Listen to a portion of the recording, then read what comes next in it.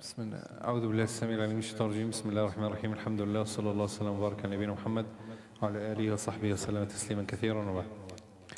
We'll continue inshallah with the book علامات الساعة, the signs of the day of judgment.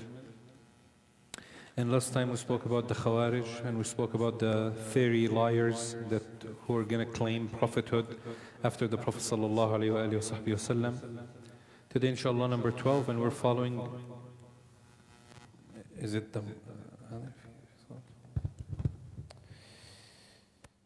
okay, so we're going to continue inshallah with the order of the book. 12, so this is number 12 today. شيوع الأمن والرخاء. Subhanallah, this is a very surprising sign.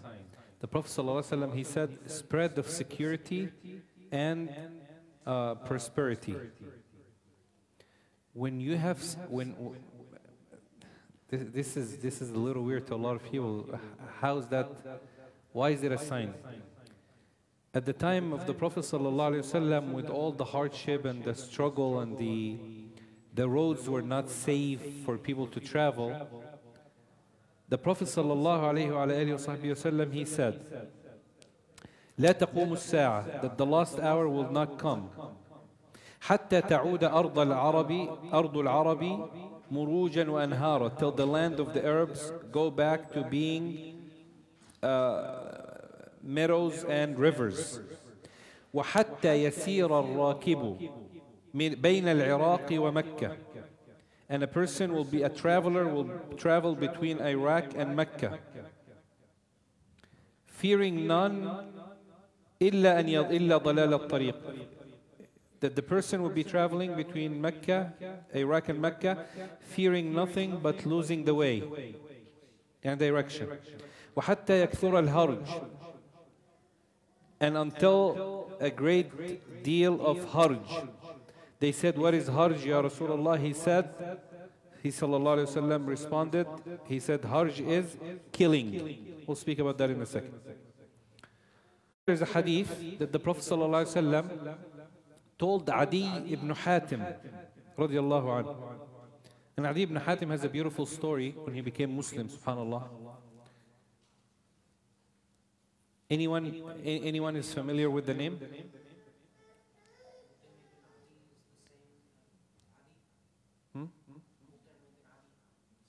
No. Hatim al-Ta'i in the Arab time, his father is known to be the most generous among the Arabs. That if you want to describe generosity, you would just say Hatim al-Ta'i, to a point that his famous story, he slaughtered his horse for his guests. That's how generous he was. So his son, subhanallah, actually, his son ran away from Rasulullah sallallahu alaihi wasallam. And then his grandmother came to the Prophet sallallahu alaihi wasallam, and she interceded for him. And she came to the Prophet sallallahu alaihi wasallam and she said, he's my only support in this life, and now he's running away from you, he's afraid of you. So Adi ibn Hatim came to Rasulullah sallallahu alaihi wasallam. And he said, listen to this, he said, والله دخلت على النبي صلى الله عليه وسلم وليس في تصوري إلا أنه نبي أو ملك. When I came to visit him, I knew that he is one of two. Either he is a king or a prophet. Why? Because these are the two respected, honorable people of the time. Either you're a prophet or you're a king. No, he heard so much of Rasulullah that he said he cannot be other than one of the two. So I want to see who he is, really. So he said, when I came in, he got up, sallallahu alaihi wasallam, he took his garment off, and he placed it for me to sit on it. فَقُلْتُ وَاللَّهِ مَا هَذَا بِمَلِكٍ. I said, this cannot be a king. A king would not share his chair with someone. Have you ever visited someone in his office? You guys, no, you go, mashallah, you guys are all religious. the ruling of visiting the hukam in their offices is not allowed. For scholars, you never visited someone in their office? Authority. No? MashaAllah. Okay. I did. If you go visit a mayor or a governor or a president, they will not get up from their chair and say, oh, you come and sit here, and he'll sit on the ground, for example. But Rasulullah did that. Not only that, he took his garment off and he placed it for him to sit because he didn't want him to sit on the ground. So he said, this person cannot be a king. Still, there's no sign of him being a prophet, but he's too humble to be a king. Then he said, he took my hands and he said, let's walk. So we walked. While we were walking, he met an elder woman with her child standing in the streets. She said, I want to talk to you. To Adi ibn Hatim, the first picture that comes to his mind is if you want to talk to the Prophet, or you want to talk to someone who's, mashallah, well respected, people are coming to, this person is a leader of a country. If you want to speak to him, you have to do what? Thank you. Everybody's asleep today. What's going on? You need to make an appointment. That's it. Simple. But she said, Ya Rasulullah, I want to speak to you. So he said, please give me permission to talk to her. So Adi ibn Hatim said, you're asking me for, of course, go ahead. قال فنزل لها. He went down to listen to her. فقلت والله ما هذا بملك. This cannot be a king. There is no way. He's too humble. فقال, then he said, يا عدي إنما لعل ما يمنعك من الإسلام ما ترى حال أهله. Maybe what's keeping you away from Islam is the situation of the Muslims today. They're poor, they're oppressed. Wallahi ya Adi, you will see gold and silver in their hands. If you live long, you will see gold and silver in their hands that they would not know how to spend it or where to spend it. Wallahi ya Adi, هل رأيت الحيرة? He said, have you ever seen Al-Hira? It's a city. Anybody know where is it?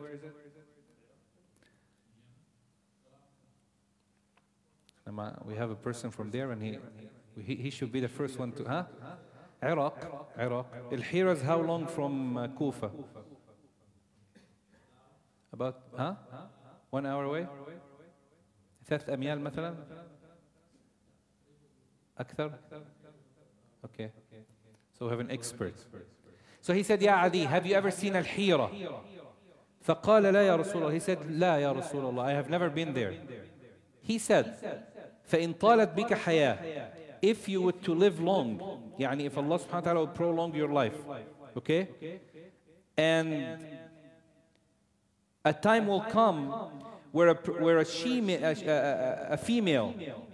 فإن طالت بك حياة لترين الضعينة, you will see a female, a woman, traveling by herself from Al-Hira to do tawaf to Al-Kaaba, and she will fear none but Allah. Yani time will come where this road from Al-Hira to Al-Kaaba is how long? No, at that time, not our time. Now it's what, 2 hours flight? Huh? Few weeks. He'll say, and this road is very dangerous because there are thieves, there are criminals, there are people who rob, there is a lot of problems. Rasulullah said the time will come where people will be traveling in full security and safety. Khalas, things will settle that a woman will travel. Now, I need to stop here for a second. What can we take from this? A fiqh perspective, yes. Can a woman travel without a mahram? Hold on. Hold on. See, this hadith is a great evidence. According to majority of the ulama, a woman should not travel without a mahram if she's traveling for a day and a night. That's how long? No. 36 hours. A day, that's 24 hours. And then a night, that's 12 hours. So 36 hours. If a woman is traveling which most of you are, because you came from out of Davis. Now, Rasulullah ﷺ said, لا يحل لامرأة تؤمن بالله. It is not permissible for a female who believes in Allah to travel for a day and a night without a mahram. And a mahram is a male from her family, like her father, her brother, her uncle, her husband, okay, her son. Now, this is problematic. This hadith is actually a great evidence for the scholars who says she can. Why?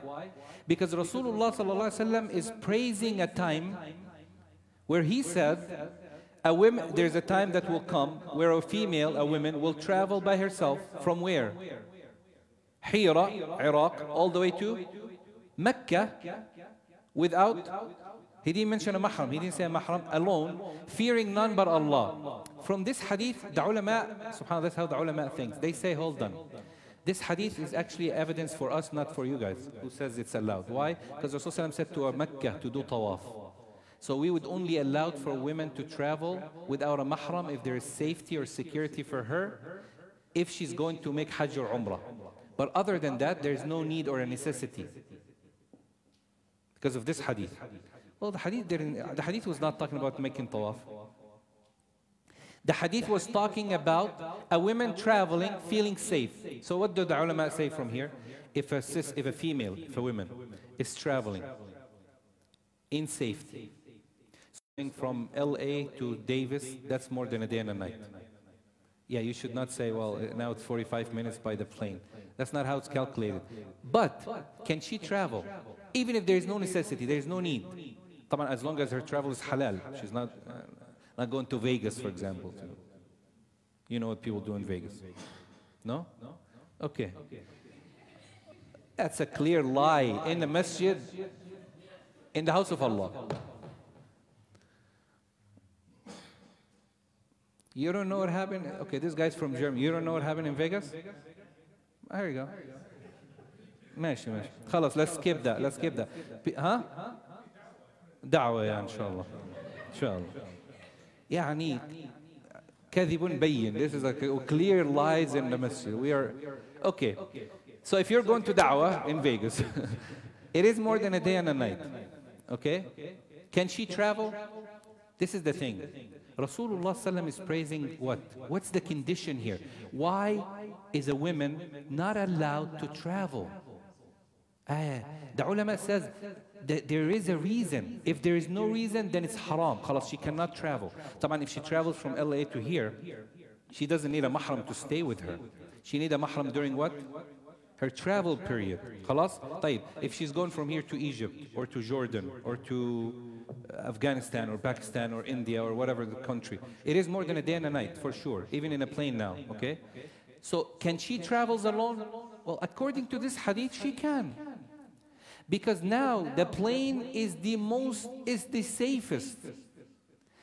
Is she going with a group? Because the ulama says she has to be in a group. She doesn't need a group when she's in a plane. She has a plane ticket where you could see and follow. You know where she's going to stop. The plane has cameras all over. The airports are safe. There is more safety of our time than other times. So the ulama took from this hadith that it's permissible for a female, for a woman, to travel by herself without a mahram if her travel is safe and halal. Yani if she's traveling for something, for a reason. Okay? So it is permissible? It is permissible. وهذا الله أعلم, of our time it does make more sense. Abdullah ibn Umar radiallahu anhu used to send his wives and his daughters to Umrah with the Sahaba. And they're not mahram for them. The wives of Rasulullah sallallahu alaihi wasallam used to make Hajj and Umrah. And they don't, well, people could argue that they're the mothers of the believers and all of that. But the reasoning of the hadith, this is something you need to learn, especially when people argue. If there is a reason behind the ruling, then we follow the existence of the reason or the non-exist. If the reason exists, then the rule exists. So what is the reason that Rasulullah ﷺ said a woman should not travel without a mahram? From the ahadith, from what we see from the hadith, is safety. طيب. The question is safety fulfilled nowadays for a female to travel even for more than a day and a night? Yes? Yes.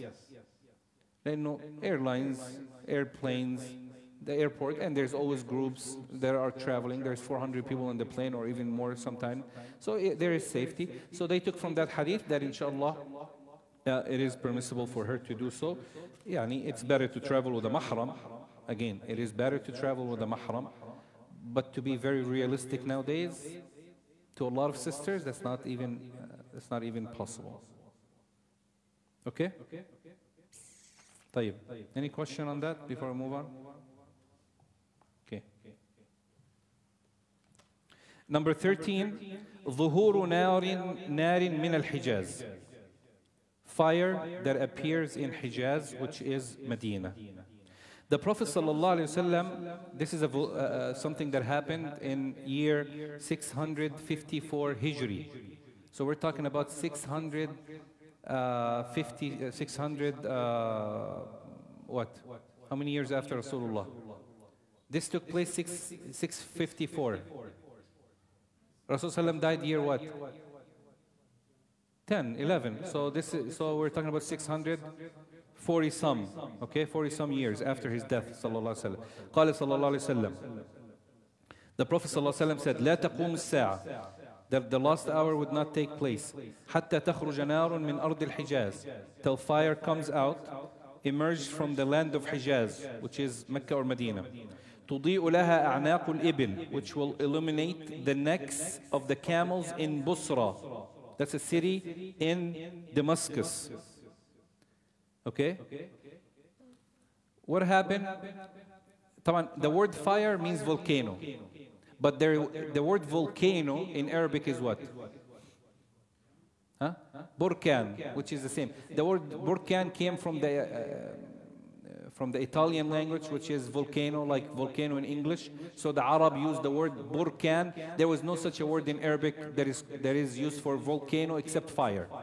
So the Prophet ﷺ, he said there will be a great volcano. There is fire that is going to take place in Hijaz, Mecca or Medina. Okay? This fire would illuminate, would light all the way from here to Damascus, to Asham.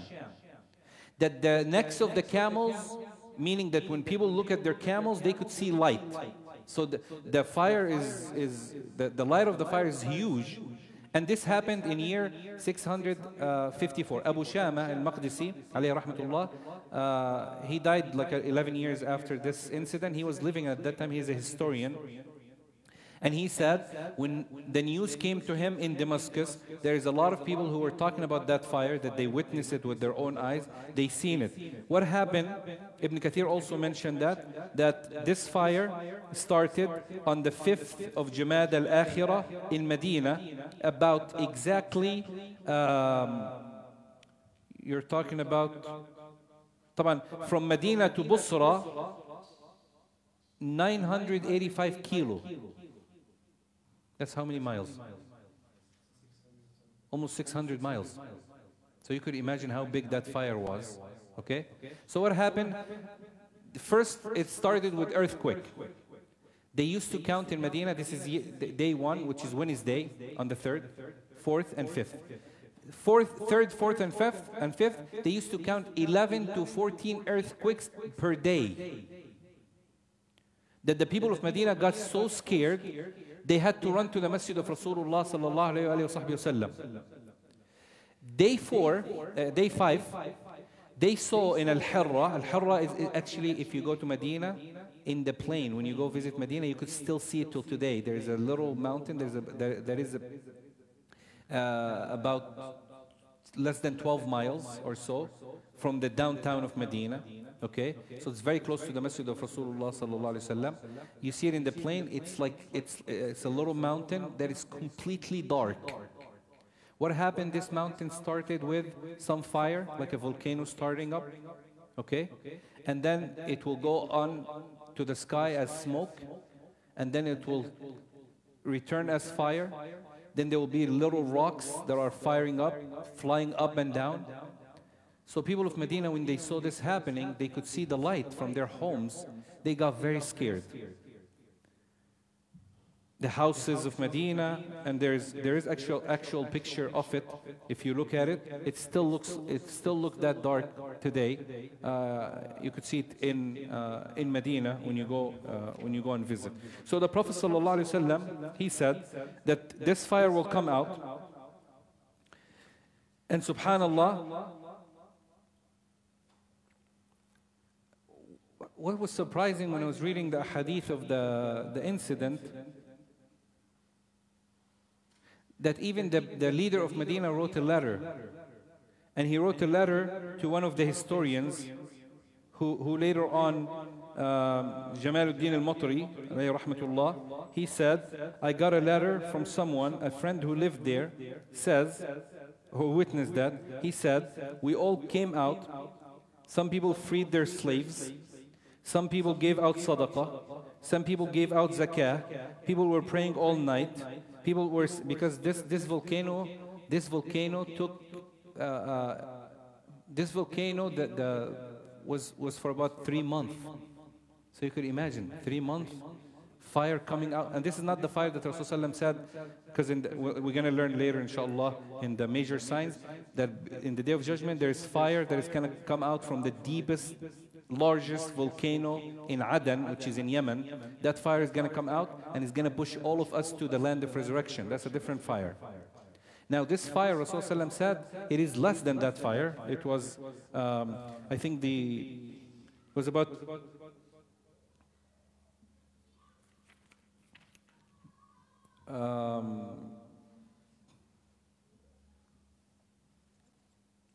was about 12 kilo from Medina or so. So he said, when we came out, okay, no one لم يسمع في المدينة صوت دف ولا غناء ولا شرب. This one shocked me a little bit. We did not, everybody stopped singing, playing music, dancing, and drinking. People were doing what in Medina? Drinking. That one was shocking. What's the problem with that? The problem here that the Prophet ﷺ, he said, when evil spread, all fitan will start. So what did they do? They said they all repented. The people of Medina for 3 months, they all repented from every haram. Even drinking, that's... And they ran to the masjid of Rasulullah sallallahu alayhi wasallam to seek protection. This fire did not have any burning senses to it. So if you came closer to the volcano, even if the fire is going up and you see it, it will come down. It has no heat. So it did not have any burning sensation. That's one. Two, the light is used to illuminate all the way to Busra, which is Damascus, Sham. We're talking about 600 miles. That the people will be sitting down in the desert, their camels will be standing, they will see light on their camels. To a point that the people of Mecca is how far from Medina? About 400 kilo. That the people of Mecca used to write letters at night and they used to study on the light that came from Medina. Because of that light, you could imagine how huge the light is. And that's how Rasulullah ﷺ described it exactly. Number three, there was full 3 months of eclipse. Both, the solar eclipse and the moon eclipse, both. Number four, this fire would only burn if it would fall on rocks, but not trees. Why is that? Anybody know? Because the Prophet ﷺ, he forbade for people to cut the trees of Medina or to use the trees of Medina. So subhanallah, so the fire would fall upon a tree, it would not burn the tree. But if this fire would fall upon a rock, it will melt the rock. But if you come closer to it, it has no heat. So this was a miracle. This was like a miraculous fire that does not work like every volcano fire that we see of our time today. So that's another sign. No, not at all. But the volcano was scary because the way that the volcano started, it started with thunders, okay? Thunders from the skies, earthquakes. I'm telling you, they used to count from 11 to 14 earthquakes a day. So you could imagine the fear that the people of Medina had of that time, that they thought, khalas, the day of judgment will start. That's it. This is a sign that the day of judgment will start. Number 14. Okay, let's take, we'll skip 14. Just remember that, please remind me, because inshallah next week. Number 14 is the Mongolian invasion of Muslims, which was known to be a Tatar, and that needs some time. So I'm going to skip that because I'm going to talk about the historical event from beginning to end, inshallah. And how they invaded all the way from China, Russia. They came to the Soviet, Afghanistan, then they moved to the Arab. At that time, there was the Abbasi, end of the Abbasi Khilafah. We're going to speak about that, inshallah. Number 15, ظهور رجال ظلمة يضربون الناس بالسياط. This also happened already. Appearance of unjust men who beats people with, like they whip them. And this took place. There's always people who are unjust, and they used to walk in the streets. They'll take people, they'll just slash them in front of everybody. 100 whip, 200. And this Rasulullah sallallahu alaihi wasallam, he said, "Sinfani min ummati lam arahuma." The two groups of my people that I did not see. And this hadith is between brothers and sisters. The Rasulullah sallallahu alaihi wasallam said, two people that I did not see, meaning in hellfire. Because Rasulullah sallam, he saw people of fire. He saw people who were tortured because of what? No, his people. People who used to take the money of the orphans. He saw people who were getting punished because of interest. He saw people who were backbiting, what happens to them in fire. So Rasulullah saw those groups, these people. He saw people who used to, they would smack their head in hellfire till they break